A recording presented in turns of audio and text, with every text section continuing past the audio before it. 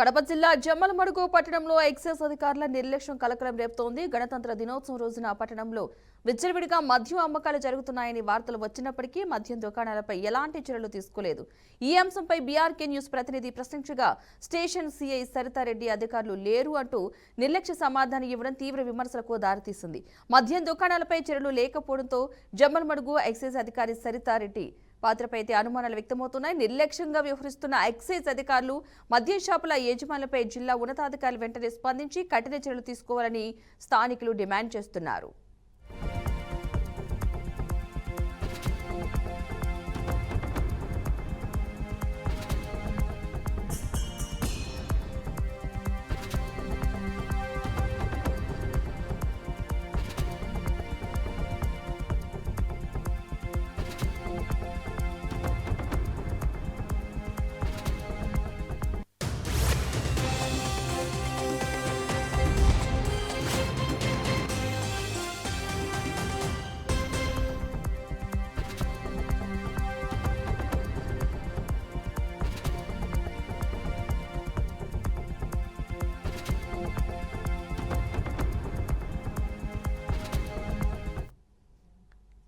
ఇక అప్డేట్స్ చూద్దాం. పదవులు తీసుకున్న వారిని 3 నెలల పాటు పరిశీలిస్తానని సీఎం చంద్రబాబు అన్నారు.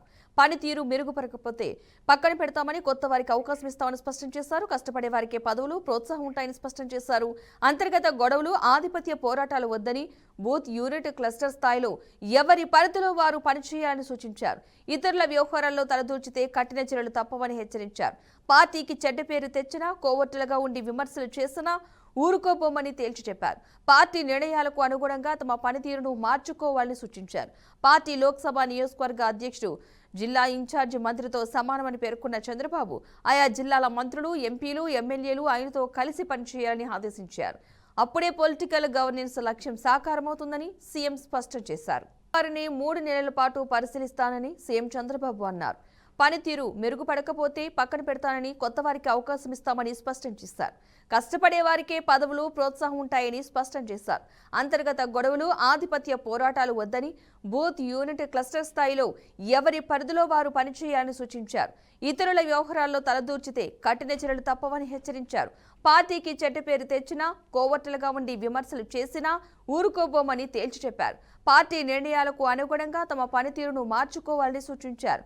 పార్టీ లోక్సభ నియోజకవర్గ అధ్యక్షుడు జిల్లా ఇన్ఛార్జి మంత్రితో సమానమని పేర్కొన్న చంద్రబాబు ఆయా జిల్లాల మంత్రులు, ఎంపీలు, ఎమ్మెల్యేలు ఆయనతో కలిసి పనిచేయాలని ఆదేశించారు. అప్పుడే పొలిటికల్ గవర్నెన్స్ లక్ష్యం సాకారమవుతుందని సీఎం స్పష్టం చేశారు. జమ్మూ కాశ్మీర్లోని సోనామార్గ్ను భారీ అవలాంచ్ ఒక్కసారిగా కుదిపేసింది. మంచు పర్వతాల నుంచి విరుచుకుపడ్డ అవలాంచ్ క్షణాల్లోనే సోనామార్గ్లోని అనేక భవనాలను కమ్మేసింది. సీసీ కెమెరాల్లో ఈ భయానక దృశ్యాలు రికార్డయ్యాయి. ఒక్కసారిగా విరుచుకుపడ్డ మంచు ముద్దలతో అక్కడి ప్రజలు ఉలిక్కిపడ్డారు. అవలాంచ్ ప్రభావంతో రహదారులు మూసుకుపోయాయి. వాహనాల రాకపోకలు పూర్తిగా నిలిచిపోయాయి. సమాచారం అందుకున్న వెంటనే ఆర్మీ, ఎన్డీఆర్ఎఫ్, స్థానిక పోలీసులు రంగంలోకి దిగారు. సహాయక చర్యలు చేపట్టి పరిస్థితిని పర్యవేక్షిస్తున్నట్లు సమాచారం.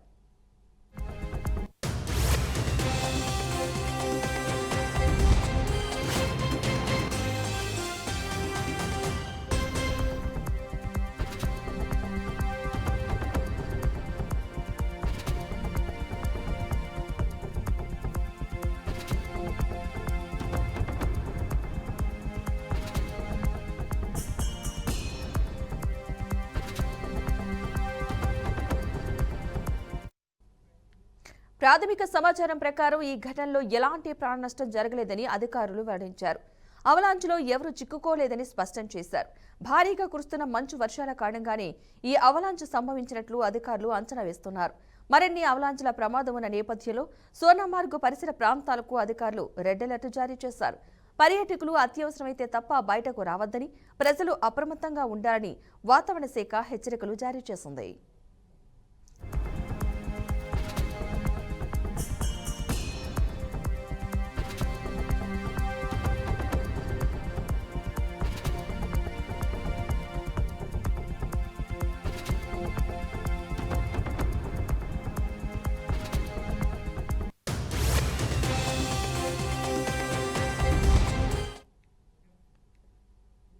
పశ్చిమాసియా ప్రాంతంపై మరోసారి యుద్ధ మేఘాలు కమ్ముకుంటున్నాయి. అగ్రరాజ్య అమెరికాకు చెందిన విమాన వాహక నౌక యుఎస్ఎస్ అబ్రహాం లింకన్ ఈ ప్రాంతానికి చేరుకుంది.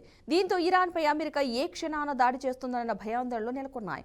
అబ్రహాం లింకన్తో పాటు యుఎస్ఎస్ ఫ్రాంక్ ఈ పీటర్సన్ జూనియర్, ఇక యుఎస్ఎస్ స్ప్రువాన్స్ డిస్ట్రాయర్స్, అలాగే యుఎస్ఎస్ మెషెల్ మార్ఫీ కూడా పశ్చిమాసియాకు చేరుకున్నట్లు అమెరికా సెంట్రల్ కమాండ్ ధృవీకరించింది. ప్రాంతీయ భద్రత, సుస్థిరతను కాపాడడానికే ఈ నౌకలను మోహరించినట్లు తెలుస్తోంది.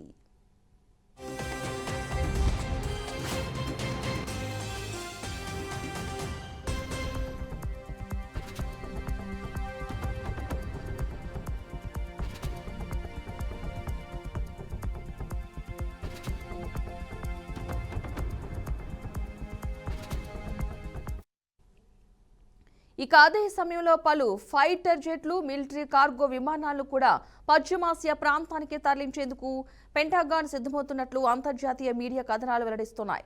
ఇరాన్లో ప్రభుత్వానికి వ్యతిరేకంగా జరుగుతున్న ఆందోళన నేపథ్యంలో చోటు చేసుకున్న ఘర్షణలో వేలాది మంది ప్రాణాలు కోల్పోయినట్లు సమాచారం. ఆందోళనకారులపై ఇరాన్ ప్రభుత్వం కఠిన చర్యలు తీసుకుంటే తాము జోక్యం చేసుకుంటామని ఇప్పటికే అమెరికా హెచ్చరించింది. ఈ పరిణామాల నేపథ్యంలోనే అమెరికా భారీ స్థాయిలో సైనిక బలగాలను మోహరిస్తోంది. ఫలితంగా ఇరాన్, అమెరికా మధ్య ఉద్రిక్తతలు మరింత పెరిగినట్లు అంతర్జాతీయ వర్గాలు అంచనా వేస్తున్నాయి.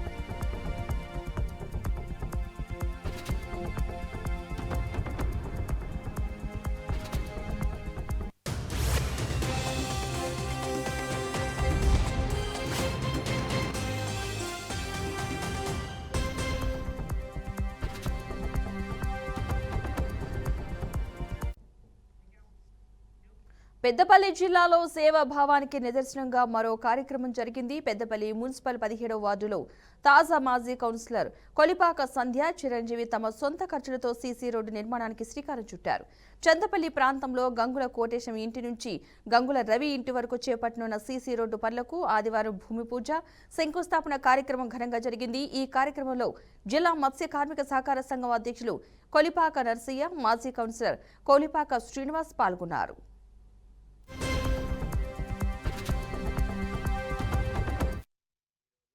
పెద్దపల్లి పట్టణంలోని 17వ వార్డులో మరి మరొక రోడ్డును శంకుస్థాపన చేయడం జరిగింది. 17వ వార్డులో మరి 17వ వార్డు అభివృద్ధికి కొలిపాక సంధ్యా చిరంజీవి మరి తన సొంత నిధులతోటి, సొంత డబ్బులతోటి మరి 17వ వార్డు ప్రజల కోరిక మేరకు ఏదైతే ఈ 6 సంవత్సరాలలో బ్యాలెన్సింగ్ రోడ్లు, మన సీసీ రోడ్లు ఏవైతే బ్యాలెన్సింగ్ ఉన్నాయో అవన్నిటిని కూడా పూర్తి చేసేందుకు కంకణబద్దులై మరి ఈరోజు లాస్ట్గా మిగిలినటువంటి రోడ్డును కూడా ఈరోజు ప్రారంభించుకోవడం జరిగింది.